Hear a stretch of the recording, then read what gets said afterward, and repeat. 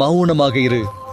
உனக்கு ஒன்று பிடிக்காத போது, உன்னோடு யாரும் பேசாத போது, உன்னை குறை கூறும்போது, உனக்கு கோபம் வரும்போது, உன்னை வெறுக்கும்போது, உனக்கு பிரச்சனை வரும்போது, மௌனம் ஒன்றே சிறந்தது.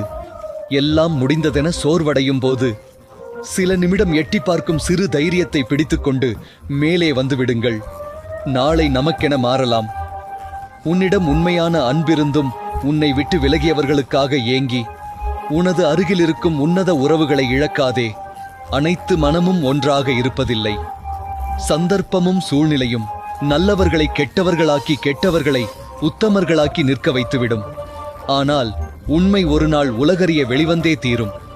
அப்போது யார் யார் எப்படி என்ற மாயையும் விலகும். துன்பத்திலிருந்து உன்னை தவிர வேறு யாராலும் உன்னை வெளிக்கொண்டு வர இயலாது. அந்த சக்தி உன்னிடம்தான் உள்ளது என்பதை எப்போது புரிந்து கொள்கிறாயோ